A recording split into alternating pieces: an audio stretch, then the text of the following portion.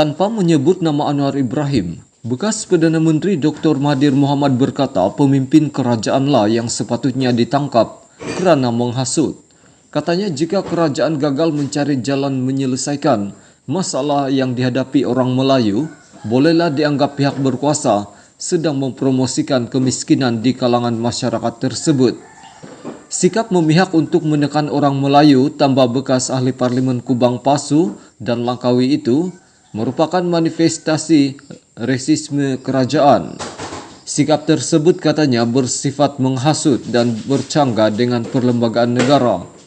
Oleh itu pemimpin kerajaanlah yang patut ditangkap kerana menghasut, katanya di media sosial hari ini.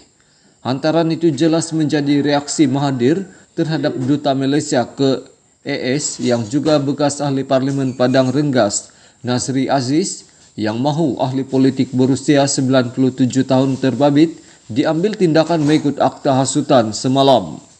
Kata Nazri, apa yang dilakukan Mahathir sekarang jelas mahu menghasut rakyat supaya membenci kerajaan. Kerajaan tidak perlu takut untuk mengambil tindakan terhadap Mahathir walaupun dia bekas Perdana Menteri. Semasa zaman Mahathir sebagai Perdana Menteri, sesiapa yang mengadakan perhimpunan mengkritik kerajaan dianggap menentang pentadbiran dan dihukum di bawah Akta Keselamatan Dalam Negeri ISA, katanya. Tak halang demonstrasi. Menurut Mahathir, kerajaan sekarang bersalah kerana membatalkan beberapa tempahan lokasi program Himpunan Proklamasi Orang Melayu bagi melancarkan pengisytiharan mengenai isu yang dihadapi orang Melayu. Isnin lalu, Malaysia kini mendedahkan bagaimana bekas Perdana Menteri itu telah mengambil amaran Anwar tentang tiada tolak ansur terhadap mereka yang menyalakan api perkauman dan agama di luar konteks. Mahathir juga menjawab pembangkang yang menunding jari kepadanya kerana tindakan Op Lalang yang menyaksikan lebih 100 ahli politik, aktivis dan lain-lain ditahan tanpa bicara pada 1987. Walaupun alasan rasmi langkah itu adalah untuk mengelakkan ketegangan kaum daripada meningkat, pengkritik Mahathir mendakwa dia menggunakan Akta Keselamatan Dalam Negeri ISA yang zalim untuk menyekat perbezaan pendapat. Parti dalam PH selalu menyalahkan saya atas Op Lalang, tetapi apabila ia mencapai objektif mereka dengan senang hati menerima saya sebagai rakan sekerja dan juga sebagai calon untuk menjadi Perdana Menteri mereka, kata Mahathir di media sosial.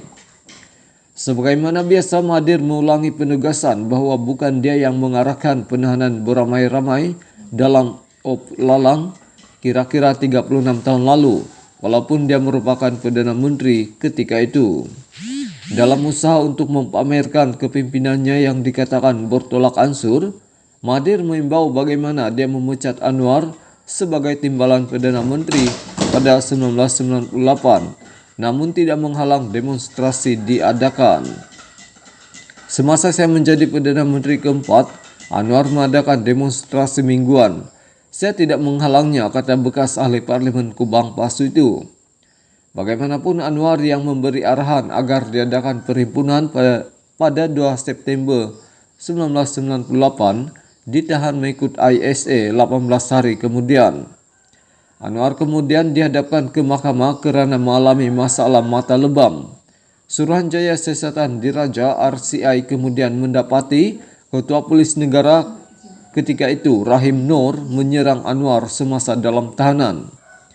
Bercakap mengenai insiden itu, selepas Mahathir dan Anwar kembali menjalin kerjasama jangka pendek pada 2018, bekas Perdana Menteri itu berkata dia marah apabila dimaklumkan mengenai perkara tersebut.